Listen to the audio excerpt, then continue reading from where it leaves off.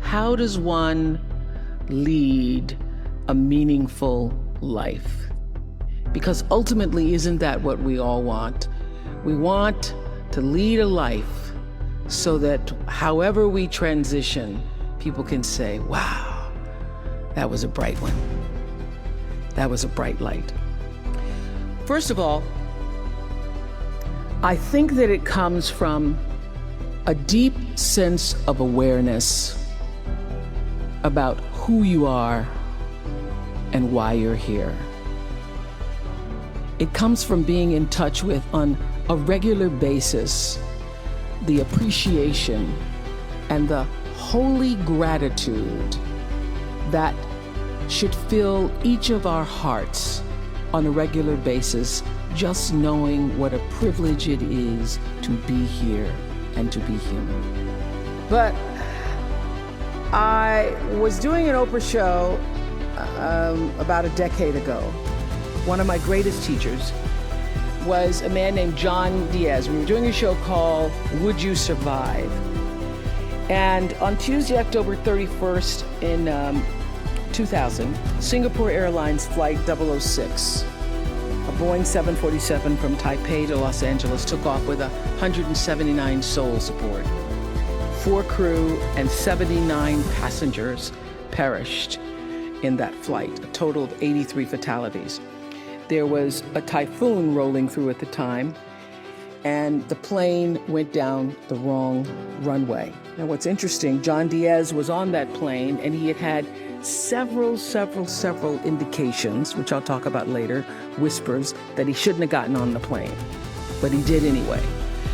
He got on the plane, and he managed to be one of the survivors. And on the Oprah show, I was asking him, what do you think it was that you were one of the survivors? And I said, do you think it was your position on the plane? Because he was in first class and he was sitting on the right next to an exit door. And he said, yes, I think it might have been the position of the plane. And also my quick thinking, he says, and the fact that I didn't stop moving. So I said, you don't believe, you're not a religious man? You don't believe that there was some kind of divine intervention going on there? He goes, no, I'm not a religious person. I do not believe that it was anything divine. I don't believe that.